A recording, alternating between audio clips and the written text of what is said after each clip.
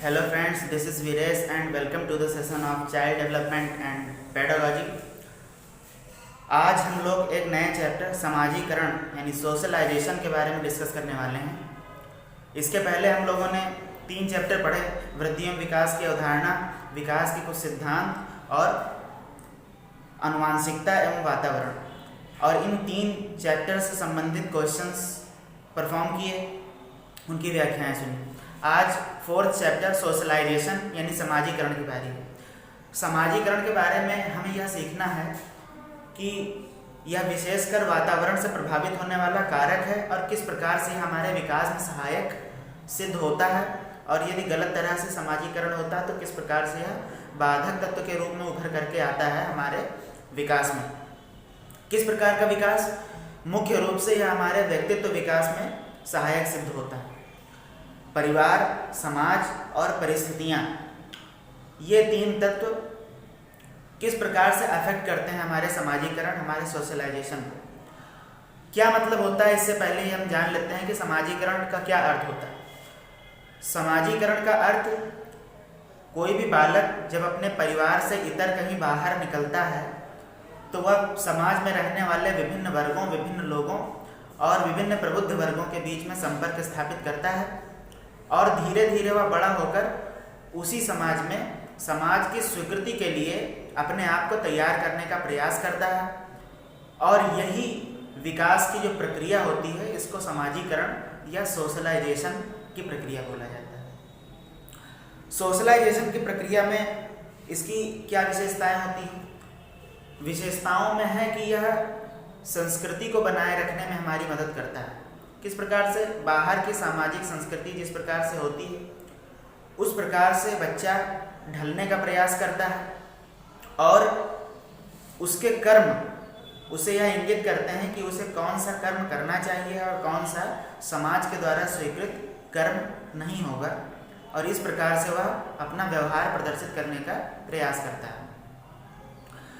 तो सोशलाइजेशन की प्रक्रिया की विशेषता है कि वह हमें संस्कृति को बनाए रखने में सहायक होती है, अपने आप को नियंत्रित करने में, किसी कार्य करने और न करने के लिए नियंत्रित करने में विशेष रूप से समाज सहायक होता है। समाजीकरण की प्रक्रिया की यह विशेषता है।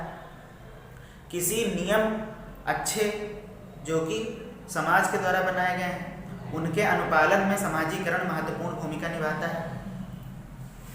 तो इस प्रकार से कुछ विशेषताएं होती हैं समाजीकरण की। अब समाजीकरण के बारे में हमें प्रकार पढ़ने हैं। मेन अगर कहें तो अनुशासन बनाने में भी समाजीकरण का बहुत ही इम्पॉर्टेंट भूमिका होती है। तो अनुशासन बनाए रखने में, नियम बनाए रखने में, संस्कृति की रक्षा हेतु और अच्छे कर्म करने के लिए प्रेरित करके समाजीकरण इन सभी का कारक होता है, और यह परिवार और समाज में रहने वाले अच्छे और बुरे लोगों का प्रभाव किसी व्यक्ति पर उसके समाजीकरण और उसके व्यक्तित्व विकास की भूमिका में पड़ता है। तो इस प्रकार से समाजीकरण कितने प्रकार के होते हैं, अब हमें यह चीज़ पढ़नी है। तो समाजीकरण मुख्य रूप से 2 प्रकार के होते हैं, प्राथमिक समाजीकरण और द्वितीयक समाजीकरण। बात कर लेते हैं इसकी। पहला आता है आपका प्राथमिक समाजीकरण।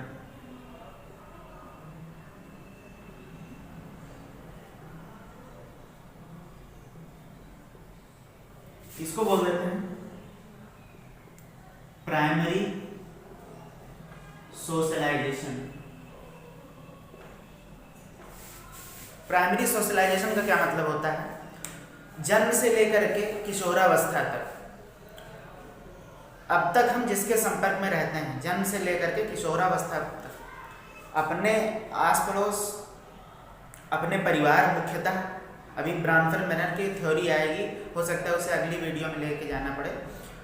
उसमें देखते हैं कि उत्तरोत्तर किस किस प्रकार का प्रभाव, किनका किनका प्रभाव हमारे व्यक्तित्व पर पड़ता है जैसे हम छोटे से बड़े होते जाते हैं। सबसे पहले तो परिवार का पड़ता है, फिर समाज का, आसपास में रहने वाले पास पड़ोस, और स्कूल का पड़ता है उसके बाद। तो इस प्रकार से प्रभाव पड़ते हैं। तो जन्म से लेकर के जितने भी कारक हम किशोरावस्था तक जो प्रभाव पड़ते हैं वह सभी प्राथमिक समाजीकरण यानी प्राइमरी सोशलाइजेशन के अंतर्गत आते हैं। क्या होने इसमें मुख्य रूप से यह हमें ध्यान रखना है, क्या होता है इसमें कोई भी व्यक्ति अपनी आइडेंटिटी गेन करता है, अपनी पहचान स्थापित करता है, अर्जित करता है। आप सभी जानते हैं कि सोशलाइजेशन वातावरण से ही ज़्यादातर प्रभावित होता है, ज़्यादातर यह पूरा भी कह सकते हैं, थोड़ा बहुत आनुवंशिकता और वह भी परिवार के संपर्क में रहने यानी वातावरण से ही प्रभावित होता है। तो यह मुख्य रूप से कह सकते हैं वातावरणीय फैक्टर है, प्रभाव कारक है। तो इस प्रकार से प्राथमिक समाजीकरण जो होता है उसमें अर्जित करते हैं हम अपनी आइडेंटिटी, अपनी पहचान। वातावरण से क्या मतलब कहने का था, कहने का ये मतलब था कि जो समाजीकरण होता है वह अर्जित गुण है, ठीक है, पहले से पाया हुआ गुण नहीं, इसको अर्जन किया जाता है वातावरण से। तो इसमें जो प्राथमिक समाजीकरण है यह जन्म से और किशोरावस्था तक का जो समाजीकरण होता है उसमें होता है। उसमें कौन कौन से फैक्टर आएंगे, परिवार, समाज, पास पड़ोस और स्कूलिंग। इस प्रकार से जो फैक्टर आएंगे मतलब हम एक ही समाज में रह रहे हैं, कहीं अपने समाज से हटकर किसी दूसरी समाज और संस्कृति तक हम नहीं जा रहे हैं और वहाँ पर अपना जो समाज है और समाजीकरण की प्रक्रिया है उसको वहाँ तक नहीं फैला रहे हैं और वहाँ से समाजीकरण खुद में नहीं ले रहे हैं। तब तक की जो प्रक्रिया वह क्या होती है, प्राथमिक समाजीकरण यानी प्राइमरी सोशलाइजेशन। कब से, जन्म से किशोरावस्था तक मान सकते हैं इसको।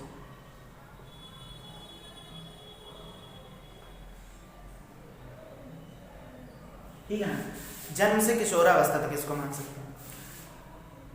इसमें क्या होता है, इसमें परिवार, पास पड़ोस और समाज, इस प्रकार से मैटर ऑफ। इसमें एक पॉइंट ध्यान रखने वाला वही जो मैंने अभी कहा, आइडेंटिटी गेन करता है। इसमें अपनी जो प्राइमरी आइडेंटिटी गेन करता है वो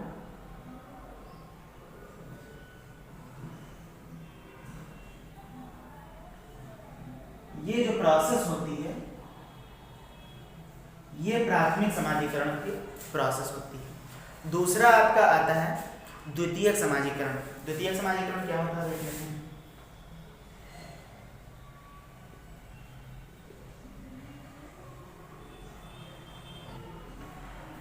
सेकेंडरी सोशलाइजेशन।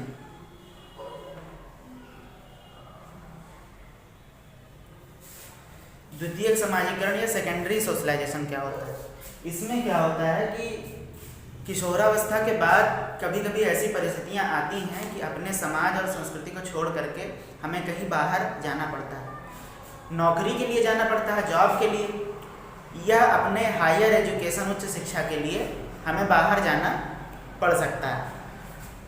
तो तब हम जाते हैं तो हम क्या फील करते हैं, अपने समाज और अपनी संस्कृति से थोड़ा हट करके संस्कृति समाज फील करते हैं। कभी कभी हो सकता है भाषा दो यूज़ करनी पड़ सकती है। जैसे हम लोग जाते हैं मान लिया कहीं बाहर तो कहीं इंग्लिश का प्रभुत्व तो अधिक है तो वहाँ पे हमें यूज़ करना पड़ता है, हिंदी जहाँ पे बोली जाती है या दोनों मिक्स इंग्लिश बोली जाती है। तो इस तरह से ये प्रभुत्व होता है तो अपने ऊपर उसका प्रभाव पड़ता है, भले ही हम जो भी यूज़ कर रहे हों लेकिन अपने ऊपर उसका प्रभाव पड़ता है। कोई जाता है किशोरावस्था में बाहर और हम कभी कभी देखते हैं कि जब 5-6 वर्ष के बाद में वो आता है तो उसके बात करने का तरीका और थोड़ा हाव भाव चेंज हो जाते हैं। इस प्रकार से देखा है और दैनिक जीवन में, सामान्य जीवन में हम लोग देखते हैं इस प्रकार से। तो द्वितीयक समाजीकरण वही है कि जब हम कहीं बाहर जाते हैं और दूसरे की संस्कृति और समाज का कुछ भाग ग्रहण करते हैं और अपनी संस्कृति और समाज का कुछ भाग देते हैं वहाँ पर। तो इस प्रकार से जो दो समाजीकरण का मिलन मतलब द्वितीय समाजीकरण का कहने का मतलब है कि दूसरे समाज और संस्कृति की चीज़ें भी अब हम सीखने लग गए हैं। तो वह जो होती है नए नए पीयर ग्रुप्स में मिलते हैं, साथियों से, कलीग्स से मिलते हैं और इस प्रकार से समाजीकरण का दूसरा चरण हमारा स्टार्ट होता है और उसी को कह देते हैं द्वितीयक समाजीकरण यानी सेकेंडरी सोशलाइजेशन। ठीक है, तो किशोरावस्था के बाद यदि ऐसी कंडीशन आती है कि हमें कहीं बाहर दूसरे समाज संस्कृति में जाना पड़े तो वह द्वितीयक समाजीकरण के अंतर्गत आता है यदि हम दूसरे समाज और संस्कृति से अटैच्ड होते हैं। ठीक है, तो इस प्रकार से प्राथमिक और द्वितीयक समाजीकरण की संकल्पना स्पष्ट की जा सकती है। इसके बाद में बात करते हैं सक्रिय कारक समाजीकरण के कौन कौन से होते हैं और निष्क्रिय कारक कौन कौन से, ध्यान से सुनते रहिएगा। सक्रिय कारक निष्क्रिय कारक में क्वेश्चन पूछा जाता है इस प्रकार से। तो लेक्चर आप ध्यान से सुनते रहेंगे तो निश्चित रूप से आपको क्वेश्चंस मिलेंगे इसमें। अब इसमें दो प्रकार के कारक होते हैं समाजीकरण के। एक होता है सक्रिय कारक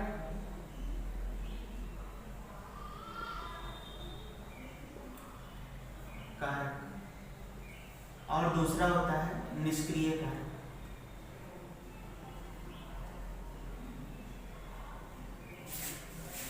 एक्टिव फैक्टर इसको बोल सकते हैं और इसको पैसिव फैक्टर बोल सकते हैं। सक्रिय कारक और निष्क्रिय कारक, इसकी क्या भूमिका होती है? तो जो सक्रिय कारक होते हैं, सक्रिय रूप से जो हम समाज में जाते हैं उनसे अटैचमेंट होता है, तो जो हम सीखते हैं वह सक्रिय कारक के अंतर्गत आता है। जैसे बाहर का वातावरण, लोग मिलने वाले सक्रिय रूप से हमसे मिलते हैं और सक्रिय रूप से अपने व्यक्तित्व का, अपनी संस्कृति का, अपने समाज का ट्रांसफ़र हमारे तक करते हैं और हम सीखते हैं, हमारा समाजीकरण होता है उनके संस्कृति समाज के द्वारा। कोई भी वस्तु है बाहर की, पर्यावरणीय वस्तुएं हैं, पेड़ पौधे हैं, हम उनसे देखते हैं, उनकी प्रकृति का हमारे समाजीकरण पर प्रभाव पड़ता है। तो इस प्रकार से हम सक्रिय रूप से उनमें संविष्ट होकर, उसमें इन्वॉल्व होकर के और समाजीकरण जब गेन करते हैं तब वह क्या होता है? सक्रिय कारक। तो इसमें कौन कौन से आएंगे? जैसे लोग हैं, पेड़ पौधे, वातावरण, इस प्रकार से। और जो निष्क्रिय कारक, मतलब एक जगह पे बैठे बैठे हम दूर दराज की वस्तुओं, उनके सामाजिक और सांस्कृतिक परिवेश के बारे में ज्ञानार्जन कर सकते हैं और इस प्रकार से हम उनके संस्कृति और समाज के बारे में सीख सकते हैं। उस प्रकार का जो समाजीकरण होता है वह निष्क्रिय समाजीकरण के कारक के अंतर्गत आता है। जैसे पुस्तकालय, और ये क्वेश्चन पूछा गया है और ये एक बार नहीं कई बार क्वेश्चन पूछा गया है। ठीक है, क्या पूछा गया है? इसमें जो आएगा ये निष्क्रिय कारक, ये आएगा पुस्तकालय। इसमें क्या होता है? हम एक जगह बैठते हैं, वहाँ पर आते कई लोग हैं लेकिन हमें बोलने की अनुमति नहीं है।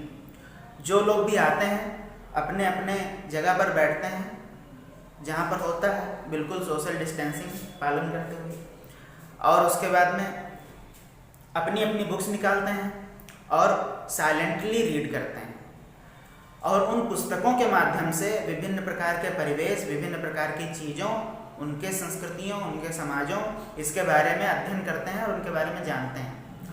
और साथियों से मिलते तो हैं, उनको देखते हैं, तो इस प्रकार से भी उनका समाजीकरण होता है। लेकिन वह सक्रिय रूप से नहीं होता, वह निष्क्रिय रूप से होता है, क्योंकि हम उनसे बात नहीं कर सकते, उनके विचारों को नहीं जान सकते, उनकी संस्कृतियों को नहीं जान सकते, उनके समाज के बारे में अध्ययन नहीं कर सकते। तो जो पुस्तकें होती हैं वही वहाँ पर हमारा मार्गदर्शन करती हैं। तो इस प्रकार से प्रश्न पूछे जाते हैं कि समाजीकरण का निष्क्रिय कारक है, तो उसमें लैब बोल दिया गया, पुस्तकालय बोल दिया गया और विभिन्न प्रकार के सम्मेलन बोल दिए गए। ठीक है, तो क्लब बोल दिया जाता है, क्लब भी आता है। तो क्लब में भी लोग मिलते हैं, एक दूसरे की समाज संस्कृति का आदान प्रदान होता है। तो इस प्रकार से जो पुस्तकालय होगा वह निष्क्रिय कारक का सही ऑप्शन होगा। ये आपको क्वेश्चन में भी देखने को मिलेगा। तो इस प्रकार से कारक स्पष्ट हो गए कि दो प्रकार के कारक होते हैं, एक सक्रिय कारक होता है और एक निष्क्रिय कारक होता है। ठीक है, अब आगे हम पढ़ेंगे, कुछ लोगों ने अपने अपने सिद्धांत दिए हैं समाजीकरण के संदर्भ में, तो उन सिद्धांतों को हम पढ़ेंगे उसके बाद में। ठीक है, तो अब सिद्धांतों पर आ जाते हैं। समाजीकरण के सिद्धांत। समाजीकरण के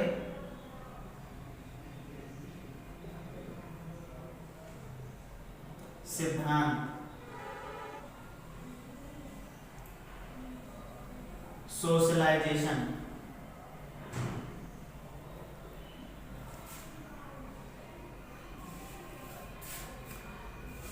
इसमें जो सबसे पहला सिद्धांत आता है वह सिद्धांत आता है कूले का सिद्धांत। कूले के सिद्धांत के बारे में हम लोगों ने पहले भी चर्चा कर दी है। याद दिलाता हूँ आपको, अगर याद ना हो पिछले लेक्चर वीडियो में, तो मैंने बताया था लुकिंग सेल्फ ग्लास थ्योरी, मतलब कूले का स्वदर्पण का सिद्धांत। ठीक है, व्यक्तित्व के बारे में मैंने चीज़ बताई थी। जब हम व्यक्तित्व के बारे में चर्चा कर रहे थे वृद्धि और विकास में, तब मैंने यह चीज़ बताई थी कि आगे एक सिद्धांत आएगा कूले का सिद्धांत, उसकी व्याख्या करेंगे। तो वह सिद्धांत आ चुका है, क्या नाम है, कूले।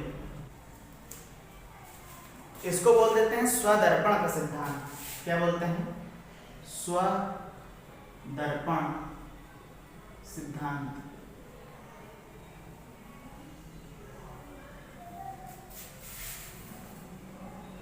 कूलेज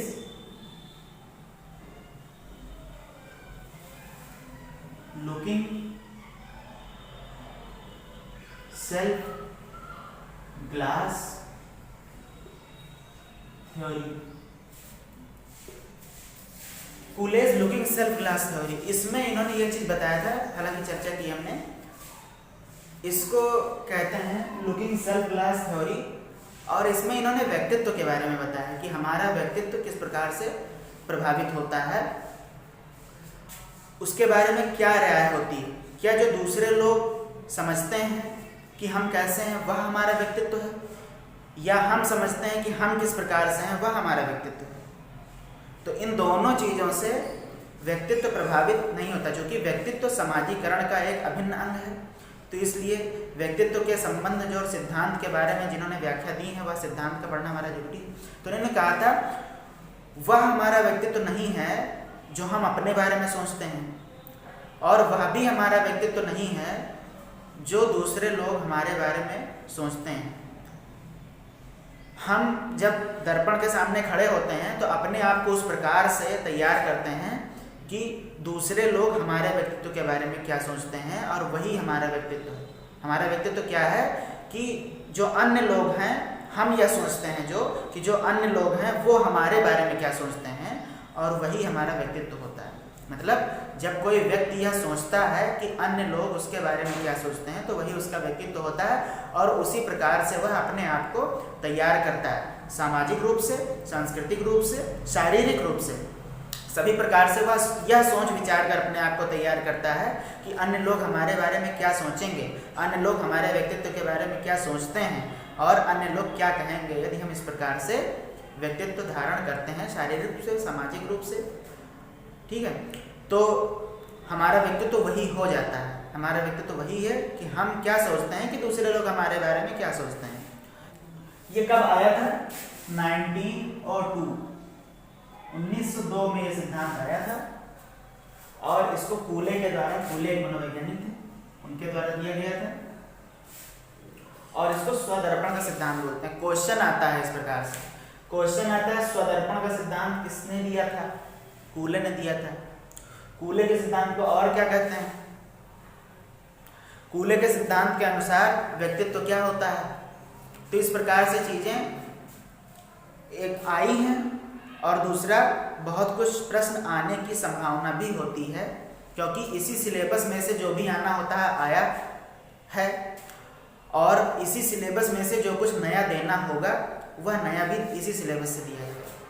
तो इसलिए प्रीवियस ईयर लगाना जरूरी है, लेकिन नई चीज़ों को भी पढ़ते रहना बेहद ज़रूरी है, क्योंकि सेम क्वेश्चन रिपीट तो नहीं होते रहेंगे, लेकिन सीटेट का एग्जामिनेशन चलता रहेगा टीचिंग एग्जाम्स के लिए। तो उसी सिलेबस में से यदि कुछ नया देना है तो आपको नई चीज़ें निरंतर पढ़ते रहना होगा। तो कूले का सिद्धांत, स्वदर्पण का सिद्धांत, I am not what I think, I am not what you think, I am what you think I am. तो यह इन्होंने कहा था। जो दूसरा सिद्धांत आता है वह आता है मीड का सिद्धांत। क्वेश्चन बनते हैं इससे, मीड का मैं और मुझे सिद्धांत।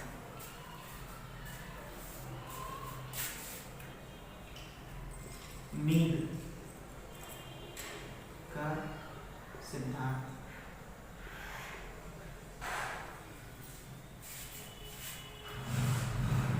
मैं और मुझे, मैं और मुझे का सिद्धांत।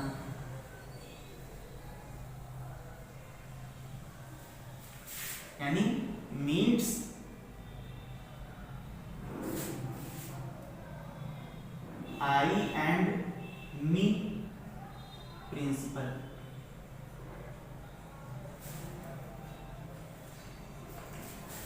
मीड के सिद्धांत के बारे में जब हम चर्चा करते हैं तो इन्होंने दो फैक्टर्स को यहाँ पर इंक्लूड किया है, एक तो आई और दूसरा मी। कहने का मतलब है जब आई यानी जब हम सिर्फ अपने बारे में ही सोचते हैं कि मैं क्या हूँ, तो मैं यह कर सकता हूँ, मैं वह कर सकता हूँ, मतलब ईगो सेंट्रिसिटी यानी अहम मान्यता, अहम केंद्रितता जब हमारे अंदर होती है, ईगो सेंट्रिसिटी, तो हमारे अंदर आई होता है। और जैसे जैसे हम बड़े होते जाते हैं, किशोरावस्था में आते हैं, तो वैसे वैसे समाज के लिए हम क्या हैं और समाज को मुझसे क्या ज़रूरत है और मुझे समाज को क्या देना चाहिए। तो जब मुझे की भावना आती है यानी मी की भावना आती है कि मुझे समाज के लिए क्या करना चाहिए, मेरा समाज के प्रति उत्तरदायित्व क्या है और समाज का मेरे लिए उत्तरदायित्व क्या है, तो जब अपने से डिफर होकर के समाज की ओर और अपने और उसके दायित्व की बात आती है तो वह धीरे धीरे अहम मान्यता यानी ईगो सेंट्रिसिटी से हटकर मी यानी मुझे की भावना का विकास होता है। और इस प्रकार से हमारा विकास समाजीकरण से मैं और मुझे के रूप में प्रभावित होता है।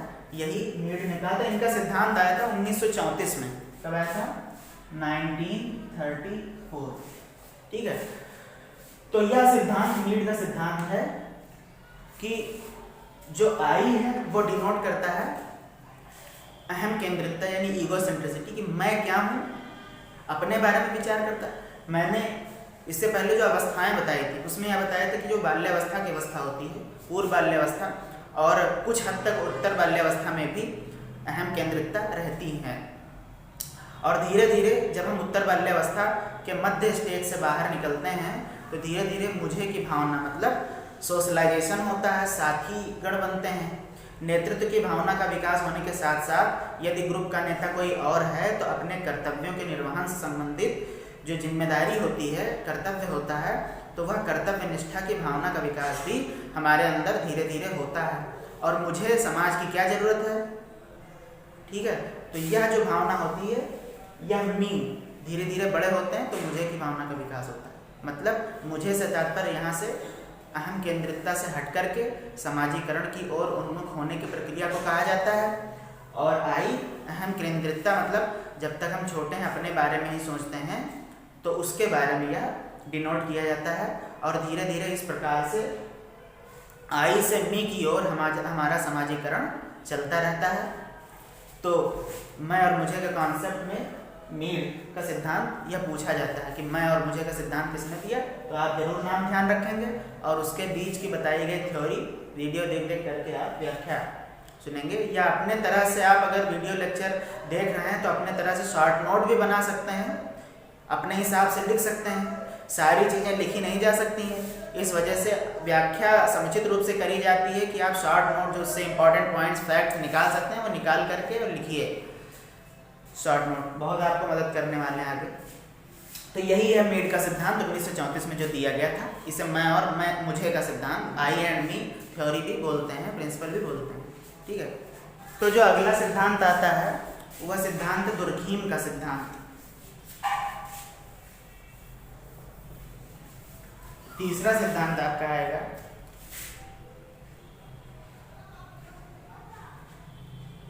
दुर्खीम का सिद्धांत।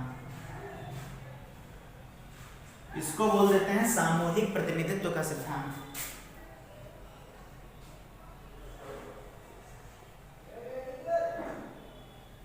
सामूहिक प्रतिनिधित्व का दुर्खीम्स थ्योरी।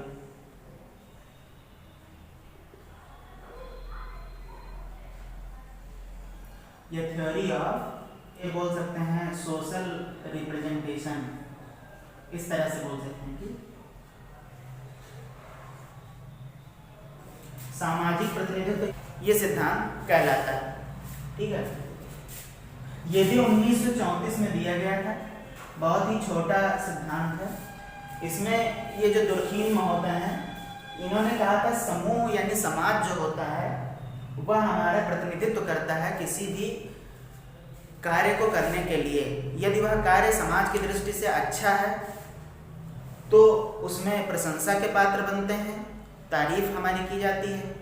और यदि जो समाज के कोई भी विरुद्ध कार्य है, यदि उसको हम अंजाम करते हैं तो हमें हंसी या दंड का पात्र बनना होता है। दुर्खीम महोदय का सिर्फ इतना कहना था कि जो समूह होता है, समाज होता है, वो किसी भी व्यक्ति के समाजीकरण में प्रतिनिधि की भूमिका अदा करता है।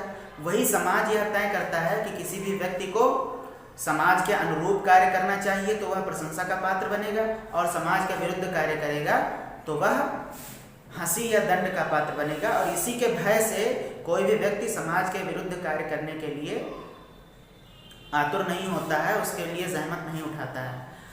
और यह इसलिए कि समाज के लोग हमें क्या कहेंगे, हंसेंगे, दंड देंगे हमें या हमारी प्रशंसा करेंगे, उसके अनुरूप वह कार्य करने के लिए तत्पर होता है।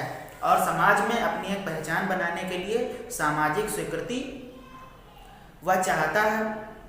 जैसा कि किशोरावस्था में मैंने बताया था कि सामाजिक स्वीकृति यानी आइडेंटिटी क्राइसिस की अवस्था होती है। तो इसलिए समाज के अनुरूप कार्य करने को ही समाजीकरण भी कहते हैं। और उसी समाजीकरण में दुर्खीम महोदय ने कहा कि वही समाज हमारा प्रतिनिधित्व करता है किसी अच्छे कार्य को करने के लिए और किसी बुरे कार्य को करने के लिए।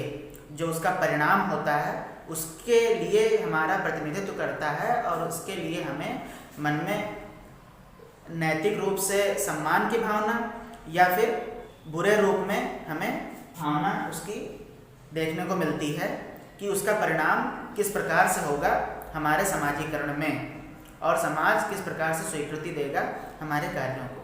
तो यह दुर्खीम महोदय ने 1934 में कहा था, और इसको सामूहिक प्रतिनिधित्व का सिद्धांत या सामाजिक प्रतिनिधित्व का सिद्धांत कहते हैं।